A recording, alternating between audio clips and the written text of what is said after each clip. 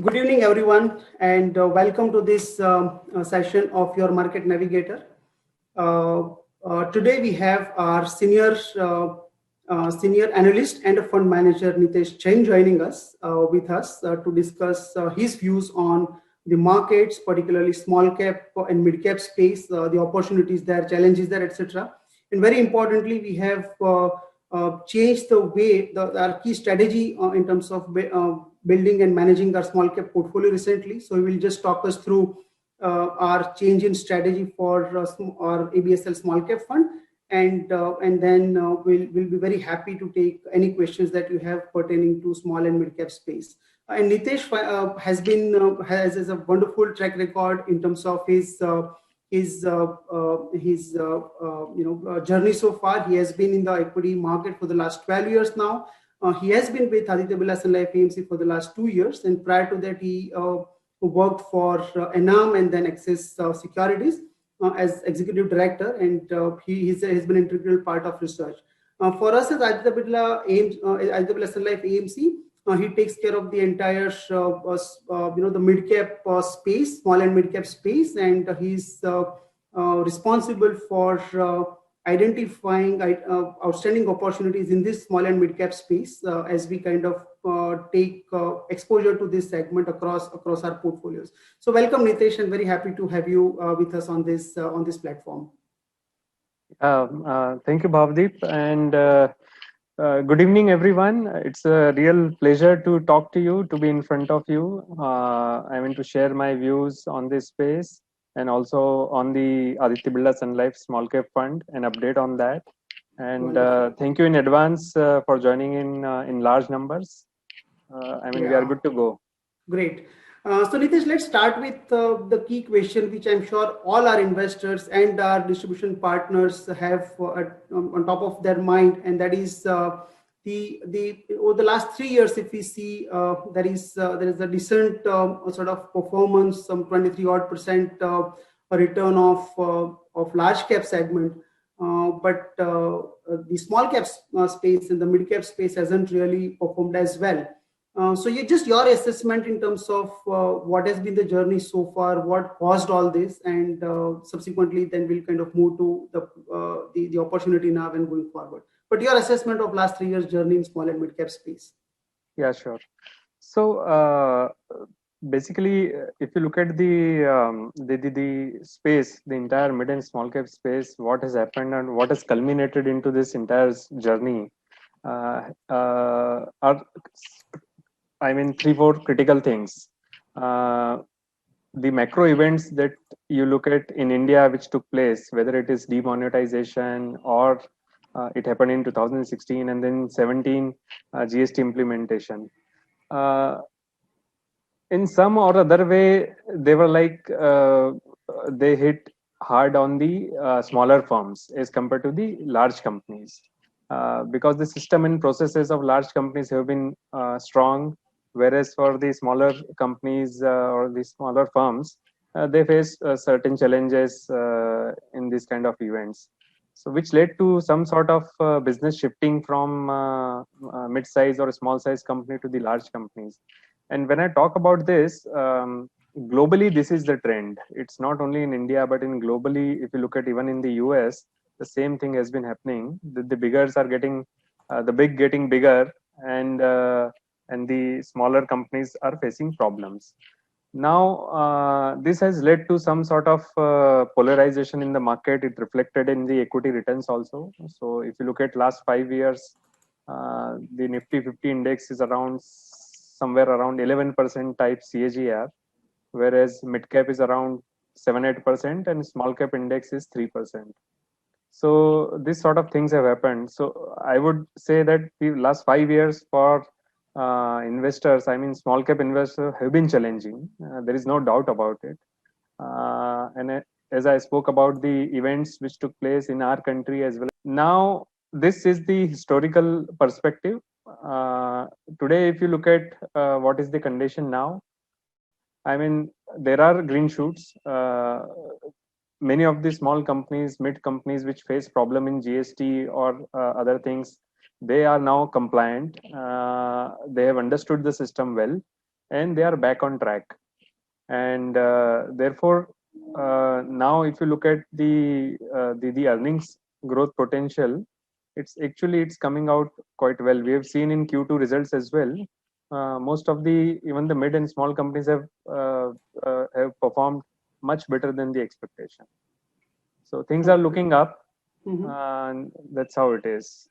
Okay, but then Nitish, the key question which everyone has in mind, and I often times receive, is that during COVID, in this kind of environment, the resilience of small and mid cap typically is lesser compared to the larger firms, just because of the stability, their ability to raise money, the distribution of the entire ecosystem is well in place. So that is possibly one reason why large caps or the larger companies in generally tend to do better than the small and mid caps, because their ability to handle shocks is limited. But as we have seen in the last 8 months or so, since the March lows, even small and mid caps have kind of done well, notwithstanding slightly lower performance in the last 10-15 days, couple of weeks, but generally they have done well. So what explains that? You really think that their business performance is back in track, or it's just a valuation part? No, that's an interesting one. The thing is, we cannot generalize this. The mid cap or small cap scenario, in the sense, for example, when you talk about certain industries, the number one player is a mid cap or a small cap company. For example, let's look at the tiles industry. Okay, the number one player is a mid cap company. So we have to sub-segment when there is a stress, when the unorganized sector face problem. But if the largest of that segment is a mid and small cap company, obviously they will do better. So, like as I told you, there are multiple, smaller industries, sub-segment. As I told you about the tiles industry, you look at the PVC pipes industry. Again, the largest company is a mid-cap company. It's not like mega caps. When you look at smaller manufacturing or the chemical companies, a lot of unorganized players have faced problem. So essentially, I would say it's not about large, mid, and small. Now the thing is, it's more of a organized versus unorganized. So in an industry, if the largest company is a mid cap or a small cap company, obviously they will do much better now, and therefore we are positive. We have seen this, getting reflected in the numbers also. Mm-hmm. So results point of view, we have been kind of seeing the large companies, a lot of sectors kind of posting positive, or rather the earnings upgrade compared to the downgrades that most of the people feared till a couple of months back. So Q2 in that sense has been a comeback quarter for many companies. Do you see the same thing really playing out widespread even in these relatively smaller companies and mid-sized companies? Yeah, so you're right that everybody was positively surprised with the Q2 performance for most companies, because we were quite shocked to see the company's ability to manage their cost profile so brilliantly that we could not think that they can report this kind of margins. So all these companies have done phenomenal job, particularly the industry leaders of those respective industries, as I told you about. Very aggressive cost cutting, and they are bringing up efficiencies.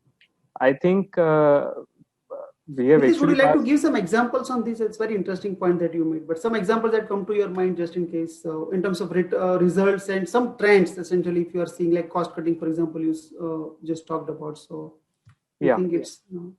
Yeah. So what had happened is, over say last 10-year period, the corporate India had built up a lot of, I would say, fab on the cost structure, whether it is legal and professional fees, advertisement, traveling, overheads, this kind of cost. I would say mainly service related cost.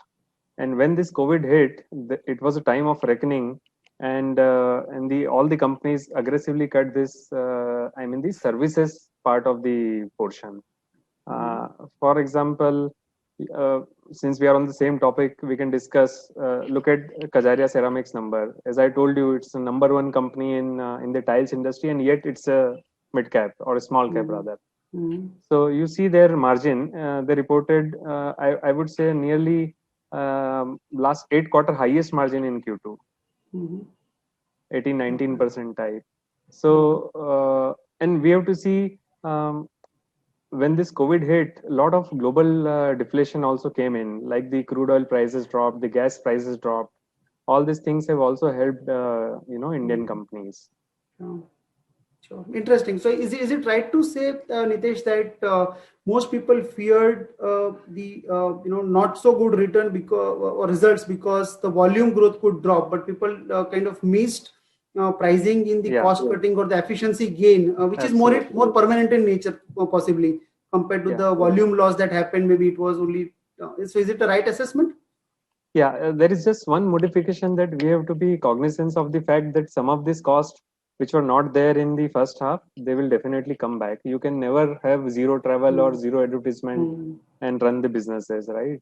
right. So therefore, uh, I think they will come back. But along with that, the top line growth will also come back.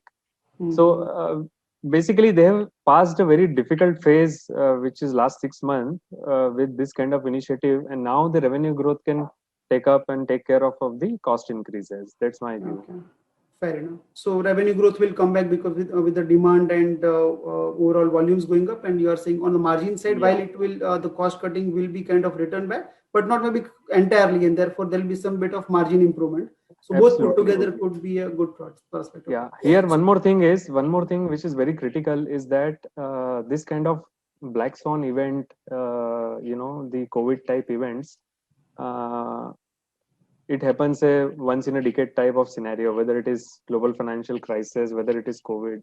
Right. What is the most pertinent and important thing is not P&L.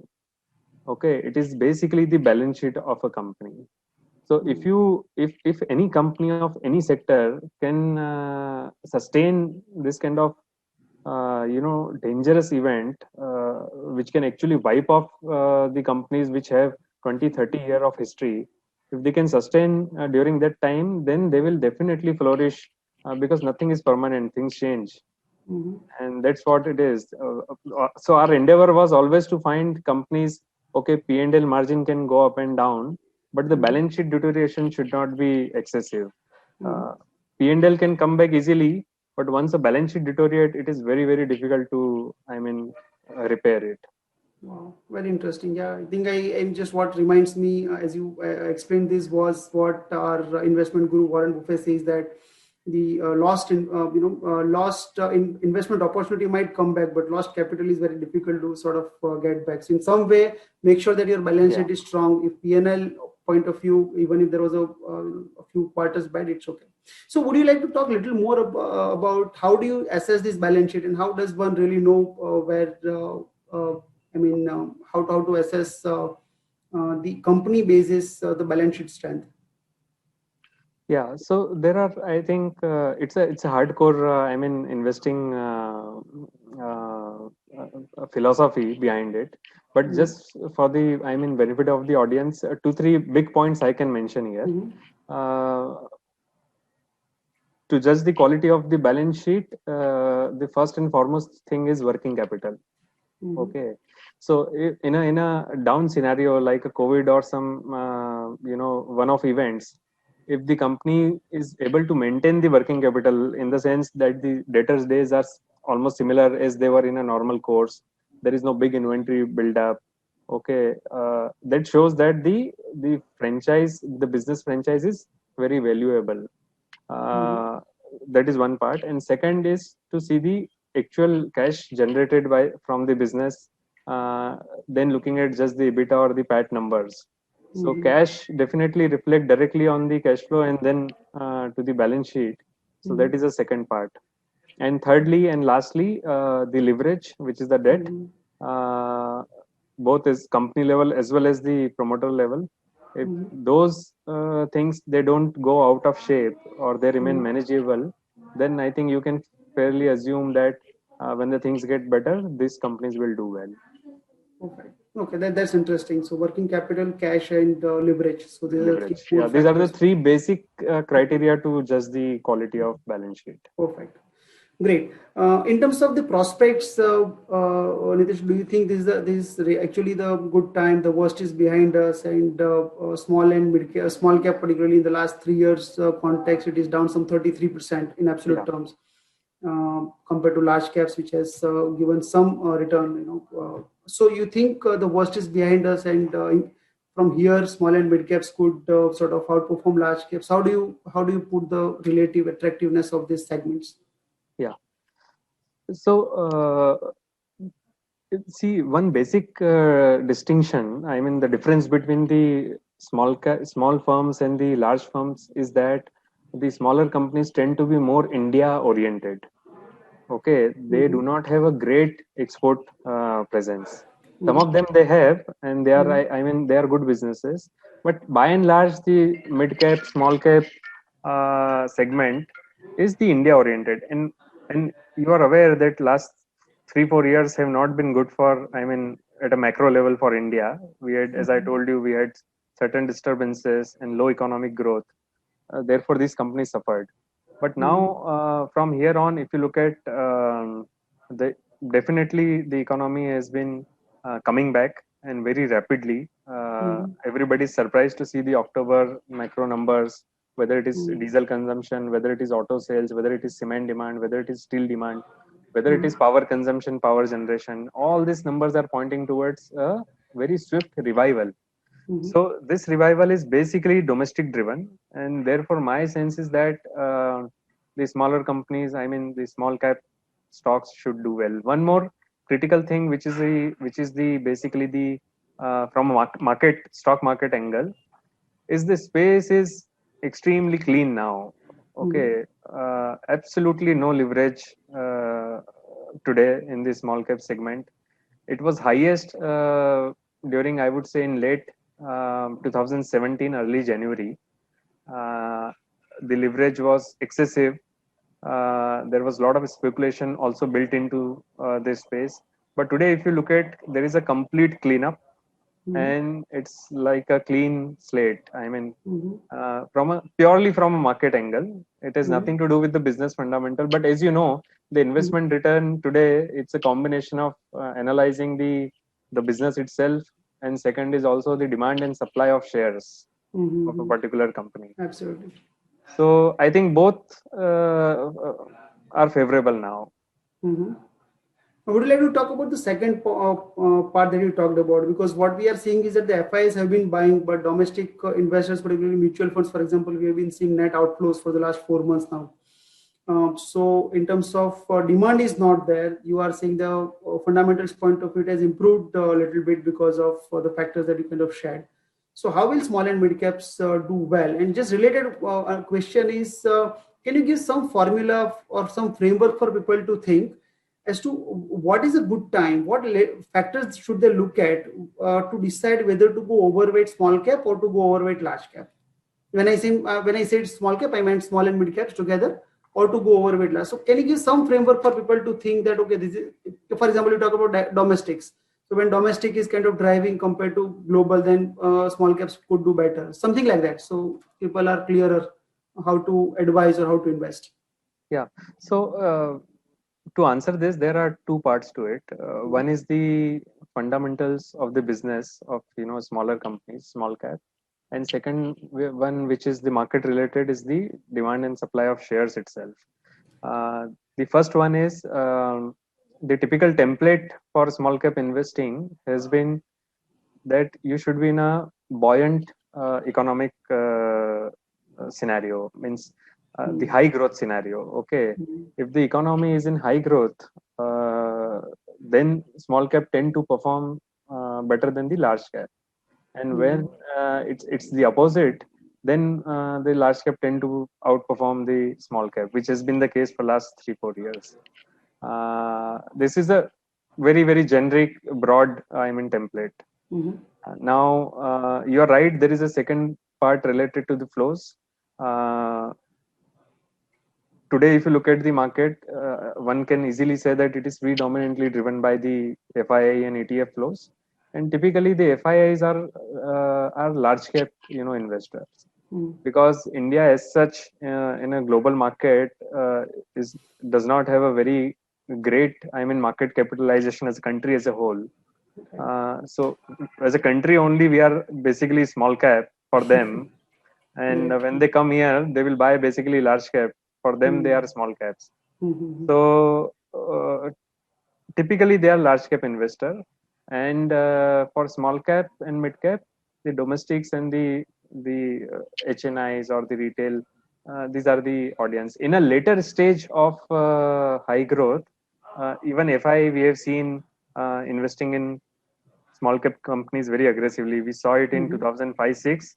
We saw it in 2012-13 as well. Okay. Yeah. So what conditions lead for FIIs to kind of start investing in this? Is it growth or Yeah, it's growth. something else? Basically, the country outlook, if Mhm. it improves on the growth side, then even this space become very exciting for them. Got it.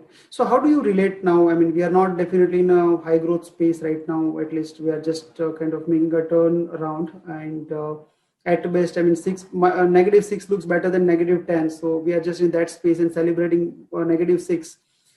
So in this space, you think is it a good idea to kind of look at small mid cap space, or you think there's some time before investor or an advisor should go overweight there?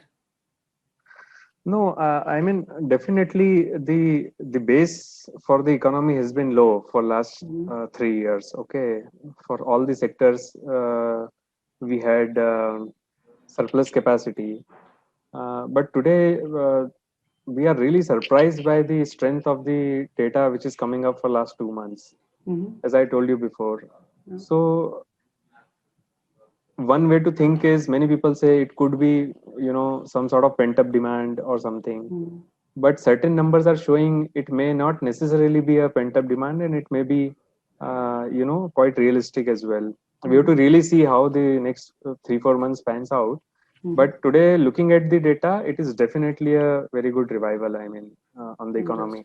In this backdrop, the smaller companies, if they again come back on a growth path and they start generating or showing revenue growth year over year from Q3 onwards, then this space become really exciting for everybody. Wonderful. So you are saying anyways, the economic growth revival has been pretty strong, and quarter on quarter. In fact, last week we had Kaustubh, so he was talking about how GDP growth looks, the trajectory looks like quarter on quarter, and maybe the exit quarter, which is next quarter in this financial year, we could possibly see some positive. Yeah, look at GST collection is also like at pre-COVID on a monthly basis, like more than 1 lakh crore. I told you about it's not even quarter on quarter. There is a growth year over year also in many sectors. Barring services sector, which is basically your tourism, travel, hotels, and high-end consumption. Other than that, practically everything is coming back on track, actually. Fair enough. Interesting. So I think very interesting 2 points. One is the valuation is very attractive, and number two is the growth prospects are looking quite upbeat and exciting. Yeah. So to that extent, there is possibly a case for going overweight small and mid cap. Okay, so now let's turn our conversation to our investment strategy on the ABSL small cap fund. So it has been a bit patchy for the last few years now. We have recently changed the mandate and the way we run this portfolio, this fund. So would you like to talk about what changes have we made and key highlights of that? And just before you start this answer, to all our viewers, if you have any questions pertaining to all that we have been discussing so far in the small and mid cap space, markets, ABSL small cap fund, etc., please put in your question in Q&A section, and we'll be very happy to answer maximum of them towards the end of the conversation. Yeah, Nitesh, sorry. Yeah, so Bhavdeep, you are right. There is a significant change in the way this fund is being managed now compared to, say, 6 months back. So now, today, the ABSL Small Cap Fund is being managed by the entire team of analysts of Aditya Birla Mutual Fund. Essentially, it is basically 10 sector analysts who are very, very capable and have deep experience and sectoral expertise in their own sectors. They are responsible for the fund. everybody practically has certain allocation, and compared to say earlier mandate of I would say slightly be benchmark oriented. Now it is more absolute return ideas driven. Mm-hmm. So essentially, we have aligned the funds mandate um, to the objective of the investor, because typically any investor in a small cap fund is not looking to beat the benchmark or to generate higher return than the benchmark, but to absolutely to return absolute return Fair enough. generation. So that's how it is. Mm-hmm. uh, so so this is how we are managing. The entire Mm-hmm. team is there. Mm-hmm. All the 10 people we have, they are, I would say, more than 10-year type of experience, very very seasoned guys. Mm-hmm. uh, and one thing which we have done in terms of the sectoral allocations is that we have reduced the some of the construction infra cap goods type of sectors and the stocks, and have added more structural consumer oriented as well as export opportunities oriented companies in the portfolio. Okay. And in terms of the changes which have been made in last 6 months, is I would say nearly 50% of the portfolio has been changed. All the non-performing stocks have been weeded out, Mm-hmm. and we have added the top ideas from the team. Mm-hmm. So yeah, that's Interesting. how it is. Yeah. So would you like to talk about certain success stories? Because I must compliment that in last 8 months or so, post March 23rd lows, and our strategy kind of changed in the first quarter of this financial year. So there are some positive kind of moves in NAV, and it's kind of faring well, both in terms of absolute return as well as relative returns. So what do you think has really worked well for us so far in terms of our portfolio changes or portfolio in general? Yeah. So as I told you, the compared to say the earlier, now it's a best idea basis selection. Mm-hmm. And typically the small cap fund, ABSL small cap fund, would ideally like to become a benchmark for the entire fund house in terms of the small and mid cap selection. So Mm-hmm. the stocks which feature in this fund tend to be like the best picks from the all the analysts, Mm-hmm. even applicable to the other schemes. So that's how we Okay. have done it.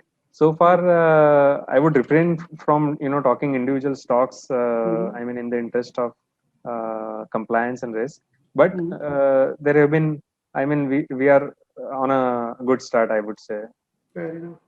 In terms of sectoral things, or something, or certain themes which have worked very well, sub themes within the portfolio, etc. Just some guidance to people, Yeah, because yeah, yeah. last 8-9 months have been good for us in a small cap fund in terms of revival and comeback. Sure. So, if you look at the fund, today we are overweight on auto, cement, and consumer and consumer electronics, and some of the unique stocks also we have in the fund. Mm-hmm. Mm-hmm. Now, what has actually worked for us is basically the themes which we got into. For Mm-hmm. example, in the crash of March, April, uh, when the auto numbers were coming down, they were actually already declining. And we thought that there could be revival because of the personal mobility needs being higher and the public transport not being there in many town cities. So it's time to go overweight on the sector. That has Mm-hmm. played out beautifully well. And Mm-hmm. then certain internet stocks we added in Mm-hmm. the portfolio. They have also done very well along with the global trend of basically tech companies. Mm-hmm. So fortunately we had a couple of IT and internet related stocks in India, so we picked them up. Mm-hmm. Those have done well. Cement Mm-hmm. has been a overweight for the fund house as a whole for a Mm-hmm. longest period of time now, Mm-hmm. and you can see it's like, phenomenal run in cement compared to all the expectation. When in the March, we all thought that the cement demand would be 12 to 15% down in fiscal 21. And today the estimate is like, minus 3% down. So to that extent, there has been a surprise. Right. Okay, it's like a complete rural place. So we held on to those positions in cement. It has helped. And also couple of themes. For example, the local manufacturing is a big opportunity in India now.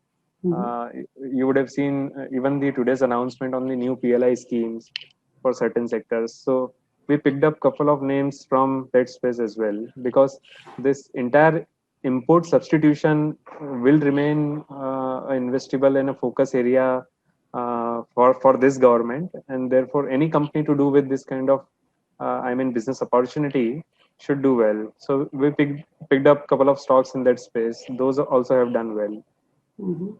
Interesting.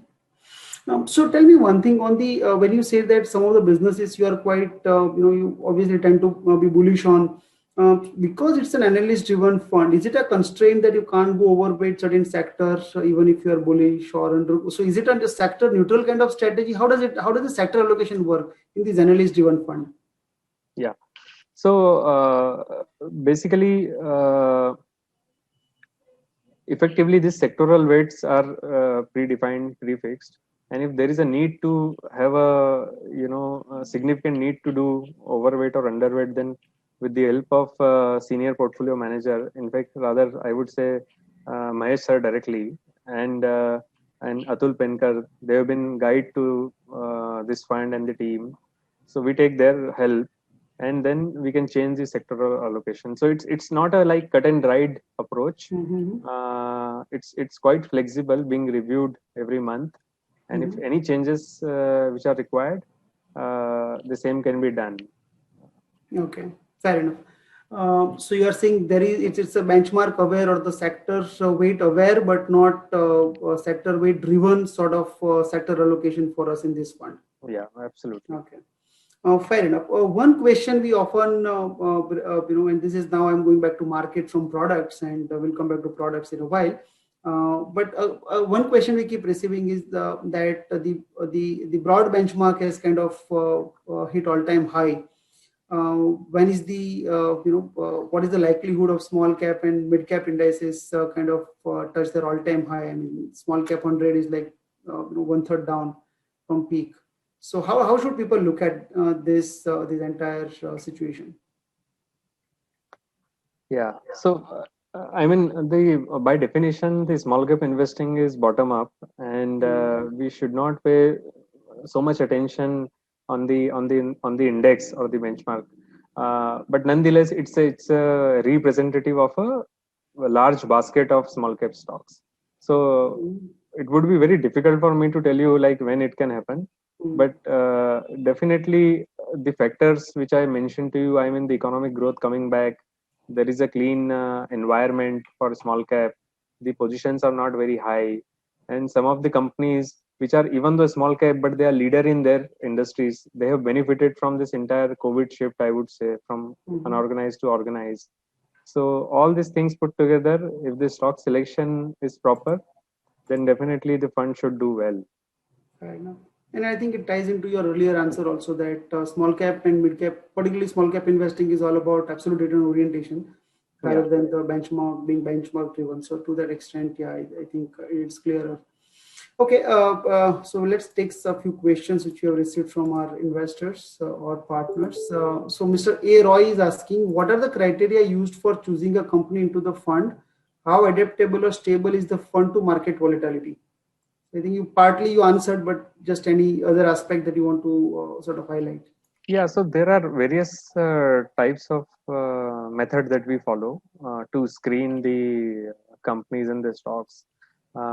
Those are typically the Excel sheet screens based on certain criteria of ROE and the growth and the cash flow. That is one aspect. Second is obviously it could be a theme driven investing pick. As I mentioned to you, if the PLI or the local manufacturing is a theme, or and when it is going to remain there for next 5-10 years, then certain stocks may not fit into that screen, but they would still in the future they will get benefits. So that is one another aspect. Thirdly, uh, the first and foremost criteria for choosing any company is actually the management quality and the governance. As I told you, in the small cap investing, the most critical thing is to choose the right management and the right promoters to bet on. Because in my opening comments, I mentioned the system and processes in the small cap companies are not so great as it could be in, say, HDFC or some of the mega caps. So they are more driven by the integrity and the quality and the focus of the people who are actually driving the business. So we give a lot of emphasis now on the corporate governance of companies, the management scorecard of individual companies, and if it fits into that, then only we go ahead. Okay. But it's interesting, right, Nitish, that it's a lot more, must be a lot more challenging for you because the universe of large cap is relatively small, where the governance you can be really, it's Yeah, better off at the yeah, margin. you can trust. I mean, they have a track record of 20-25 years of Right. doing business. So unless something negative comes up, there is a benefit of doubt you give to some of the proven large Absolutely. cap names. As Yeah. against that, the universe in a small and mid cap space which you are building is pretty large, and Yeah. there you can't give benefit of doubts. Must be very difficult and must be tricky. So how do you go about really measuring this part? Because you said you emphasize a lot in terms of management and governance. Yeah. So there is a whole lot of work goes behind it, Bhavdeep, in the Mm-hmm. sense we do multiple meetings with the investing companies, the Mm-hmm. entire team, maybe thrice, 4 times, 5 times, easily, minimum, I would say, in a year. And if it is a new company, then perhaps 2-3 meetings just to understand the culture of or the background of that company, from where it came. Then follows basically extensive, I mean, plant visit of that particular company to talk to their people, how they behave, and what is the level to which they are working, what is the respect or the dignity, I mean, they share, you know, working for that particular company. So this kind of softer factors also very important. So there is thorough due diligence is being done, and it is required more in mid and small cap than the large cap. Okay, great. So a couple of other questions have come. Let me just go through it. Yeah, Mr. Ganesh is asking depth and breadth of the market and sudden outflows by investors. How to plug erosion or cash out? Long term pays really in these caps. Long term. Okay, so essentially, I think the question Mr. Ganesh is trying to ask is: does long term investing really pay off in this? Because the volatility it seems very high. And how do you plug erosion or cash out in this category of funds? I think Mr. Ganeshan answered his question himself because if the volatility is so high, it has to be long term. Uh, if if a space is volatile, then in short term you can never make money because the decision would go wrong if you are on the wrong side of the volatility. Okay, like people who sold out in panic in March and April, and since then the small cap index is up 40-50%. So with it's a long term horizon is required, because what happens is these companies, smaller firms, they tend to do a lot of hard work to reach a certain size, and when they reach one size, then the growth become very fast. So Right. you have to remain there, with them, keep following up, and then in the last moment when they start migrating from small cap to mid cap and mid cap to large cap, that's where you make the maximum returns. Right. No, I completely agree with your answer. At the same time, to be fair to our investors, even 10-year return, if you see, of small cap index, total return index, that is 3.66%. So I think his question is more on, one understands that for small cap, for generating return or experiencing good returns in small cap, you have to stay for longer. But does long-term investing kind of pays off is the question. No, again, I think it's a question which comes down to the, I mean, individual companies. If you are Mm-hmm. into cyclical sectors, if those Mm-hmm. companies belong to cyclical, then it may not be true. Buy and hold strategy may not be true, right? Mm-hmm. But if you pick up the stocks which are structural in nature, which you think Mm-hmm. can these companies can grow 5x, 10x in terms of the revenue size in say coming 10 years, Mm-hmm. okay, then even long term investing in a small cap can be done with a high success rate. Right. So it's depend actually. It it cannot be a one answer to the, I mean, Mm. entire basket. Right.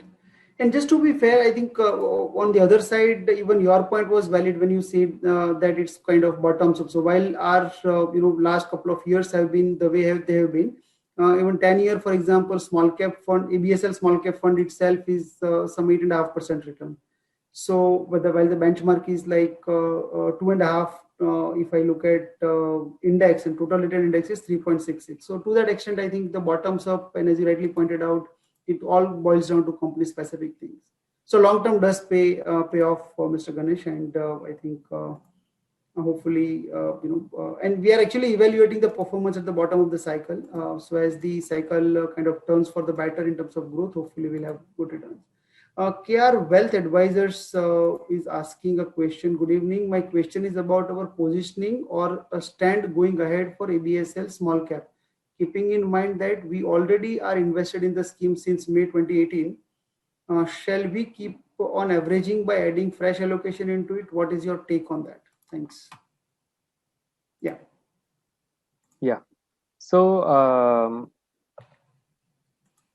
basically, definitely with a slightly longer term 2 to 3 year horizon, one can actually allocate money to the small cap space and in our fund also. But because what we saw is basically a sharp down take in March and then complete rebound. But on a 1 year basis, broadly, we are just flattish. Mm-hmm. So far, one may not think that there is a, I mean, left out feeling or as such. Uh, and essentially, the changes that we have done is the earlier participant he asked about the long term thing. Mm-hmm. So cyclical stocks, we are slowly and steadily moving away and adding more and more, I mean, compounding stories. Mm-hmm. Okay. Okay. So your advice is there is that if the horizon is 3 years or so, it's a good time to kind of top up your investments in small cap fund, even if you have invested your original investments a couple of years back. Yeah. Okay. One another question is from Mr. Rathinam Dharmaraj. He asks why some of the other small cap funds are not affected. Why ABSL small cap fund has gone to the bottom of the category. So some bit of I think he's referring to our previous couple of years performance. So while Sure. we have changed the strategy, but would you like to kind of put in perspective our journey so far? Yeah. So he's right actually that the fund's performance was not, I mean, in the top quartile. And as I mentioned in the earlier comments, uh, the Indian economy did not go the same way where which many people expected when in 2014 when election came and again the re-election came. Sectors like infra, cap goods, road construction, uh, they did not do as per the uh, they were anticipated to do. Mm-hmm. So where we had some setback, and since then I think these things have been corrected now, and hopefully we should be back on track. Okay, fair enough. And I think with the kind of changes that we have made, and you had alluded to the sector level changes and the structural changes in the way we are managing this analyst as an analyst driven fund, hopefully it should come back very soon. Great. So one more question is from Mr. Bal Gupta. I want to know which sectors stock you have removed from ABSL small cap because of underperforming. Tell some USP of this scheme if possible. So I don't know whether you can talk about stocks, but generally some bit of changes in the portfolio. I think you spoke about it, but anything you want to add there? And tell some USP of this scheme if possible. So that's Mr. Gupta's question. Yeah, so some of the underperforming, stocks we sold off, and I think there is no harm sharing Okay. them because Okay. those are anyways not part of the portfolio anymore. So some Mm-hmm. of the smaller, two small names, like we sold Sanghi Cement, we moved out of Delta Corp, or as I told you, some of the construction related names we sold. So effectively, hardcore cyclical and infra related stocks we moved out, and we added more structural and also a bit of export oriented themes we Mm-hmm. added. Okay. Okay. Any themes that you want to talk about in export oriented one as themes? I think we have not touched upon it in earlier conversation. Yeah, so in export oriented themes, basically, um, can I ask you, Bhavdev? You tell me. You ask me Hmm. so many questions. Let me ask you one question. Okay. Okay, as long as it is within my course, okay, because the textbooks that you study, I don't study. So, So tell me, what is the real industry or the real Make in India theme in last 10 years in India? Which industry we created? The way we created the IT industries in 1990s, we created Mhm, pharma and automobile in between 2001 to 2010. What did mhm. we create between 2011 to 20? 11 to 20. I think one is telecom. I don't know whether you will predate it, but No, no. telecom Telecom IT is again is predated, 90s. right? Yeah. Right. Okay. Actually, So, I bet nobody can answer this because mhm, it doesn't actually come in any of the newspaper. What we created is a mhm. shrimp farming industry in Okay. last 10 years. It started in 2009, That was not and we only a built, new textbook, but new textbook in yeah, new language for me. So it yeah, was it's really it's good. it's a shrimp farming industry we created. Okay, today India is exporting 40,000 crore worth of shrimp annually. Can you believe it? Mhm. And this all got created in last 10 years, and nobody even talks about it. Not even Wow. politician, not even government, not even newspaper or the headline media. Mhm, So this is the kind of revolution which has happened in the aquaculture space. mhm, Okay, so we picked up a company which is actually this related to this export oriented theme, very fits interesting. into this. Mhm, So as I told you, in the beginning, some of these larger themes which are India oriented, mhm. we are going there, and investing in those companies. It's like 40,000 crore is like, five and a half, $6 billion of export India is doing every year. And it's Mhm. all got done in last 10 years. It was zero in 2009. Mhm. Interesting. Great. So I think we have had a wonderful conversation. I learned quite a few new things. So, any last parting message you would want to share with our viewers today in terms of how should they approach small cap and mid cap investing in general, in our fund in particular, in terms of asset allocation, in terms of the way they should look at it, etc. No, I would definitely say that the last 5 years have been quite challenging for the small cap investing because of series of, events which came out, more likely the negative events than the positive ones. And this was suffered. But now, if you look at, things are getting better. Okay, the base of the economy is low. Perhaps when we look at FY20 H1, you would see the growth numbers like 20%, 25%, because the base itself has become so low this year. So Mm-hmm. practically, the companies which have survived this brutal, economic collapse, Shocks, yeah. yeah, shocks, they should do definitely very well in coming years. So I would urge people to have some patience, and the last 5 years returns have not been great, but future is really looking hopeful. The government is also now very focused on the reform side, and they've also realized that the local manufacturing sector need to be brought up to the speed in order to generate more jobs and also to generate more export. So all these things will basically benefit the small and mid cap space. Okay. Sorry, I'm just squeezing in a couple of more questions which we have received. Mr. Sanjeev is asking how much we should allocate in small cap for 10-year portfolio building. Some asset allocation advice of 100 rupee, for example, if Mr. Sanjeev wants to allocate to equities, how much should be ideally small cap, ABSL small cap or small cap in general? Yeah.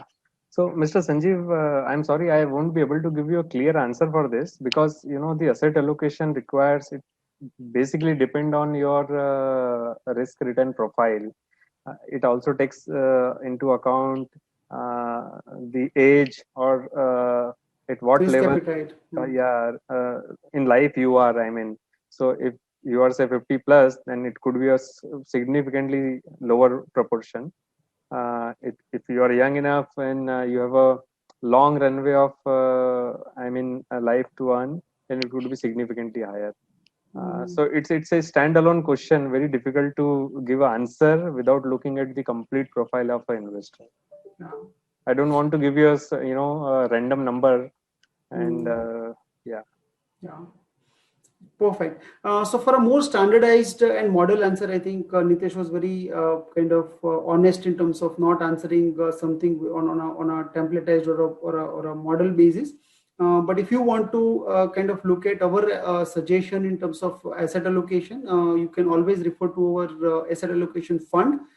It's just kind of, and it doesn't really take away the role of your advisor or mutual fund distributor. They have in-depth understanding not only of the products that we run, but also of you and your financial needs and financial stage of life, etc. So as this recommendation or whatever we are sharing here is not a replacement of or an alternative of it, but refer to our asset allocator portfolio and on a monthly basis, and you see, and that is our latest advice in terms of how much you should be in a core portfolio, large cap, multi cap, small and mid cap. We have made an allocation to the small cap space in that portfolio. Right.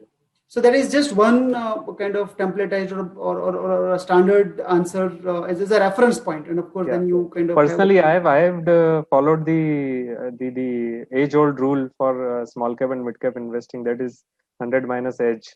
So personally, I have done it, but it's definitely a personal choice, and I mean, all the investors be careful about it, and they should consult their investment advisors. If your age is 20, 100 minus 20 is 80% allocation to small mid cap. If your age is 60, then 100 minus 60, 40% types. So, any which way, that's a very, very personal choice, and it has to be taken into account all the aspect of life and the wealth. An individual has. Completely with you, and I think money is a very serious, aspect of life to be taken, to be taken so lightly. So I think one needs to consult the way we consult for health. You need to consult for wealth, the right advice and advisors, and that's very well put. So thank you, Nitesh, for that. So net, what my key takeaway from all that you said is that while we are towards the end of the cycle, the survivors and the people who have not only survived but thrived during this environment over the last 10 years, particularly with 2 shocks, 12 years with 2 shocks in place, which is GFC and COVID kind of situation, and a lot of fundamental or Big Bang reforms that we have seen. So if people have seen this kind of volatility, economic, business, and market volatility have sustained still, it just talks about their strength in general, and we are at the bottom of the market cycle for small and mid cap, it seems. And therefore, if at all there is a case for going a bit overweight in this space rather than underweight, so have some more patience and don't evaluate the fund at the segment at the bottom of its cycle. And hopefully, we should be able to deliver and experience good returns and good returns, I would say, over time. So thank you very much, everyone, for joining in. Thank you, Nitesh, for coming in and kind of sharing your insights and ideas with all of us. So do take care of yourselves, and wish you all a very happy Diwali and a prosperous New Year. We'll see you there, next week with another fund manager of ours to share our insights and our updates. Thank you very much, and good evening. I would like to thank you all the participant for taking time out, and wish you very happy Diwali. Thank you, Bhavdeep, for all the good questions. Thank you, Nitesh. Thank you, everyone.